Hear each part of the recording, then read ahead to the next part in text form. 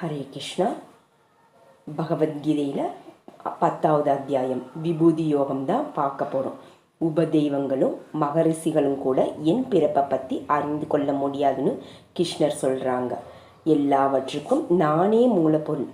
எவன் ஒருவன் நான் அனாதியானவன் என்னும் பிறப்பற்றவன் என்னும் உண்மையிலேயே அறிந்திருக்கிறாங்களோ அவங்களுடைய எல்லா பாவங்களும் பொசுக்கப்பட்டு மெய்யுணர்வில் உறைந்திருப்பாங்க. காரணகாரிய அறிவும் மெய்யறிவு, தானம், தவம் போல குணங்கள் என்னிலிருந்தே வருது. என்னுடைய சங்கல்பத்தினாலேயே சப்தரிசிகளும் சனாகதி முனிவர்களும் மனுவும் தோன்றினாங்க. என்னுடைய இந்த தெய்வீக சக்தியை யார் அறிந்திருக்கிறாங்களோ அவங்க குறைவில்லாத பக்தியினால என்னில் நிலைத்திருக்கிறாங்க. உலகத்தில் எல்லா இயக்கத்துக்கும் நானே காரணம். இதை முற்றிலும் உணர்ந்து கொண்ட ஞானி பக்தியினால் என்னை எப்போதும் துதித்து கொண்டு இருக்காங்க. என் பக்தர்கள் தம் மனதை என்னிடம் சரணாகதி செய்து என் புகழை எப்போதும் பாடிக்கொண்டு திருப்தியாகவும் சந்தோஷமாகவும் இருப்பாங்க. அன்பும் பக்தியும் கொண்ட என் அடியவர்களுக்கு நான் ஞானத்தை தருகிறேன். அதன் மூலம் அவர்களுடைய அறியாமை நீக்கப்பட்டு என் கருணையினால் அவங்க என்னை அடைகிறாங்க. அர்ஜுனன் இறைவனை புகழ்றாங்க. நீங்களே உங்களை அறிவேங்க. உங்கள் மகிமையும் உங்களையும் எந்த முறையில் வழிபட வேண்டும் என்பதையும் தயவு செய்து சொல்லணும். என்னுடைய மகிமைகளுக்கு எல்லையே கிடையாதுன்னு கிருஷ்ணர் சொல்கிறாங்க.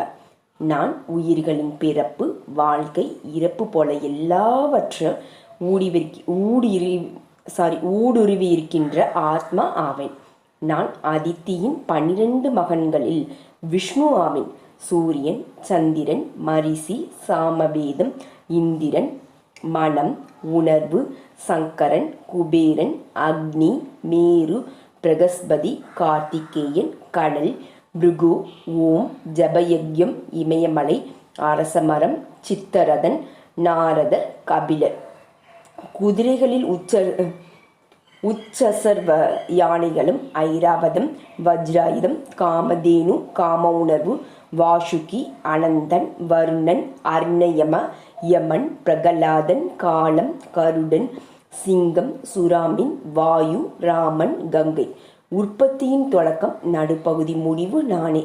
ஆத்ம ஞானம், தர்க்கம், அச்சரங்கள்ல துவந்தம் என்னும் இருமைகள், காலம், இயக்க ஆற்றல் எங்கும் நிறைந்து இருக்கிறது. மரணம், பெண்களின் சொல்வன்மை, சக்தி, கீர்த்தி, புத்திசாலித்தனம், தைரியம், பொறுமை, காயத்ரி மந்திரம், மார்கழி மாதம், வசந்த காலம், புகழ், வெற்றி, தீர்மானம், சூதாட்டம், நற்குணம், கிருஷ்ணன், தனஞ்சயன், வியாசர், சுக்ராச்சாரியர், ஆளுமை திறன், மௌனம், ஞானம். நானே கருப்பல், நானின்றி எதுவுமே இல்லை. புகழ், திறமை, சக்தி அனைத்துமே நானே. இந்த பிரபஞ்சம் முழுவதும் என் வலிமையின் ஒரு அம்சம்தான். 11வது அத்தியாயம் விஸ்வரூப தரிசன யோகம். அர்ஜுனன் சொல்கிறார், தவறான அறிவினால உண்டான என் மயக்கம் ஒளிந்தது. உம்முடைய அழிவில்லா பெருமையை பற்றி கேட்டேன். உங்கள் மகிமையை உங்கள் மூலமாகவே புரிந்து கொண்டேன். உங்களுடைய அழிவில்லாத உருவத்தை காண விரும்புகிறேன்.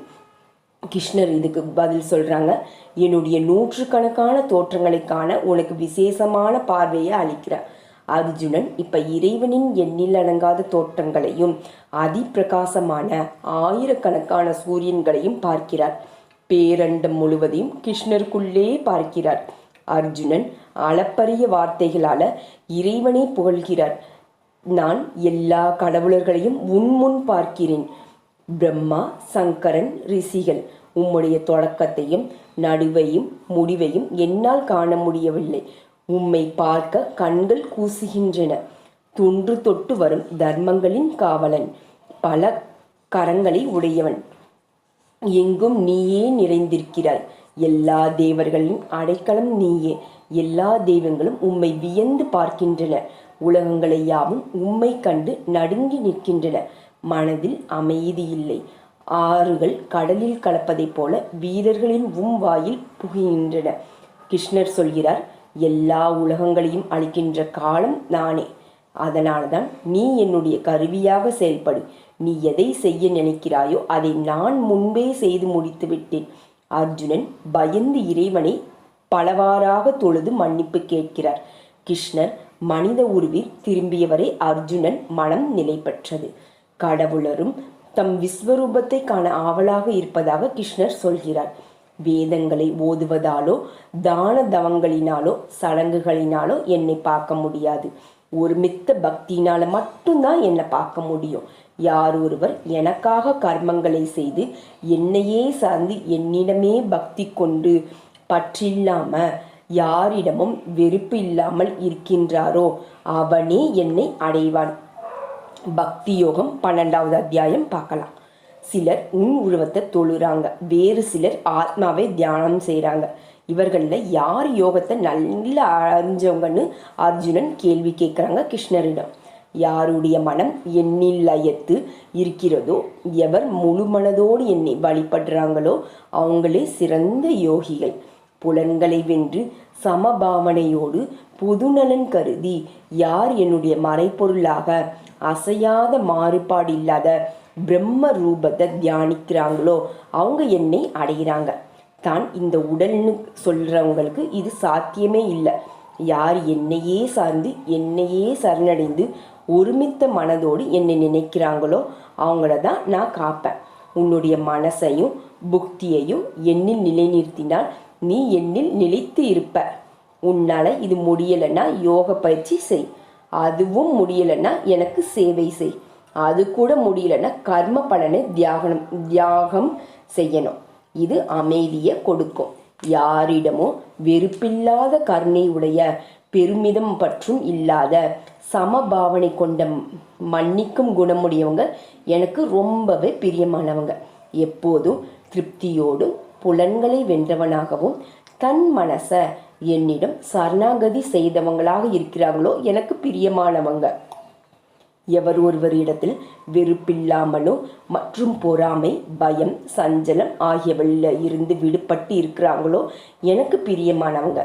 எதையும் கவலை இல்லாம தானே கர்த்தா என்று பாவனையற்ற என் பக்தன் எனக்கு பிரியமானவங்க.